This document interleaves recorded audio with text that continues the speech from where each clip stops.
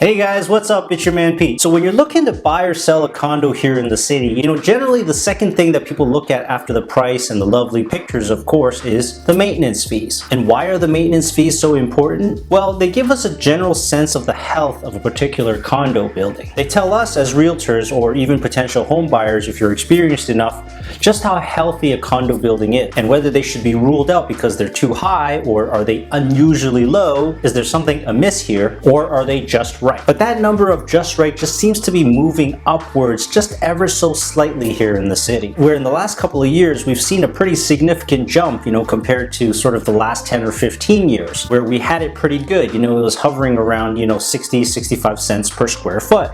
Anything over 70 cents per square foot was considered really high, and people would be running to the hills to avoid buying those condos. And I know this for a fact because in the first 7 or 8 years as a practicing real estate salesperson and broker, you rarely ever see maintenance fees hit $1 a square foot. $1 a square foot was usually reserved for like the super high-end buildings, like the Shangri-Las, the Ritz-Carltons, and the Four Seasons Hotel. But nowadays, here in the spring and summer of 2021, we've been starting to see maintenance fees for some buildings hit $1 a square foot.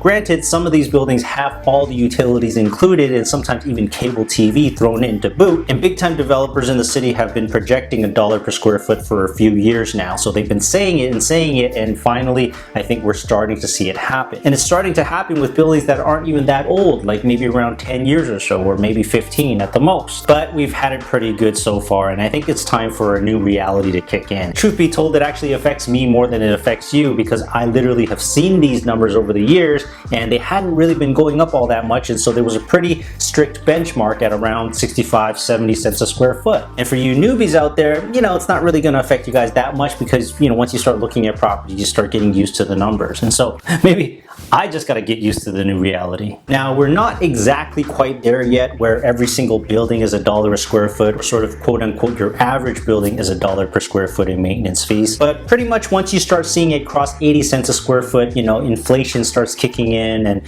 things just start breaking down in the building, and it gets expensive to run a condo, to run a building with hundreds and maybe even thousands of residents. And I do see buildings where the fees do actually stay put. Sometimes you'll see maybe 2-3 years of no increases at all. That's a really excellently managed building. And even in the rare instances, you will see buildings where their maintenance fees actually go down, after making some significant improvements, like changing the property managers, finding new contractors, or just finding ways to save money. One of the big ones is sometimes they end up removing utilities. For example, if it was including electricity and hydro before, they would take that off and make that the individual unit owner's responsibility, so that there's less wastage and frivolous using of electricity. But in a general sense, they do go up by the rate of inflation. One of the more expensive costs that a building must bear are things like elevators and elevator repairs. Utilities is a really big one, and those usually go up by inflation. And of course, even tradespeople who are working in the building, you got to pay them a little bit more so that they'll actually come and service your building. And then of course, sometimes there's that friends and family hookup fee that applies to some of the property managements and the tradespeople that they have relationships with. I'm not going to get into that here, but feel free, you can leave me a message in the comments and I'll let you know what that means. So when you're out there and you're seeing 60 to 70 cents a square foot these days, you've really got to pay attention, because that generally means it's a pretty good building. It could be that the building's run very efficiently, it was very well built, and the people just really care about the building, so more owners than tenants. But then you also have to pay attention to whether the reserve fund is adequately funded or not. So if it is, then 60 to 70 cents a square foot is really, really good. But if they haven't put in enough money to make sure that the major repairs are taken care of, then you might be seeing a hefty increase coming down the pipelines pretty soon on your maintenance fees. So for an average size condo in the 500 to 600 square foot range, you're looking at roughly somewhere between $300 to $400 monthly on your maintenance fees. Of course, what factors into that equation is whether you also have a locker or a parking as well too. Most buildings do charge you extra maintenance to take care of those items, because they need to clean the underground garage, they got to clean the locker areas. There's a lot of service and maintenance things that need to be taken care of in a high-rise structure or even in a mid-rise structure. But if we start getting into $1 per square foot, then you're looking to pay like $500 to $600. So basically every square foot in your condo on the interior space, for every single square foot you're paying $1 for maintenance. And it just kind of feels like we're clearly headed in that direction. But of course, to really delve in and better understand how healthy a condominium is, you need to get the status certificate, which is a document that's produced generally by the seller and given to the buyer, and they take it to their lawyers to look into to see if the building is properly funded, how well managed it is, are there any lawsuits against the property or the building. And so it's kind of like your lawyer kind of becomes like your doctor too. You know, they diagnose it based on the numbers to see whether the building is sufficiently funded. So if you're working with an experienced real estate lawyer who sees a lot of deals,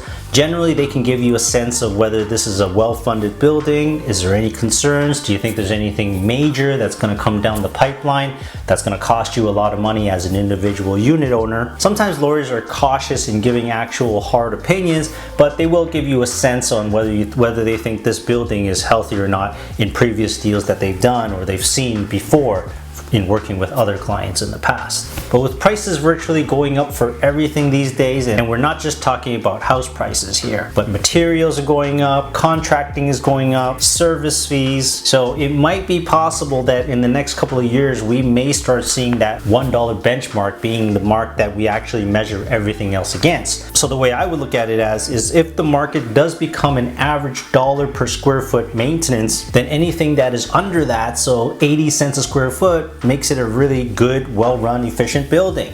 And anything more than that, you know, $1.20, $1.30, even $1.50 per square foot, you know, starts becoming very expensive to maintain that property and to live in that property on a monthly basis. But of course, it's all about just adjusting to the new reality, and that's really what it is, because we're seeing numbers that we've never seen in the past, we've never seen in history, and we just have to make adjustments and adapt to the new environment and the new reality. We're not exactly there yet at $1 per square foot, but we are starting to see some buildings having that. And of course, again, I must reiterate, it depends on what's included in that maintenance fees. You know, in some cases, if it's including your electricity and your gas and your water, like everything, sometimes it's actually not a bad deal. But we are gonna have to start thinking about this new line, this new benchmark that we're going to start measuring against, and you know, the goalposts keep moving up and moving higher. So I hope you guys like this video, and don't be shy to give me a thumbs up. Subscribe to the channel, it helps us out a lot. It helps us get these videos in front of other people who might want to get educated about buying real estate here in the Greater Toronto area as well too. So if you want to make a move in the next 1 to 3 months, then give us a shout and we'll make sure you're taken care of in high style, top-notch professional service and seamless execution. So we'll see you in the next one, guys, and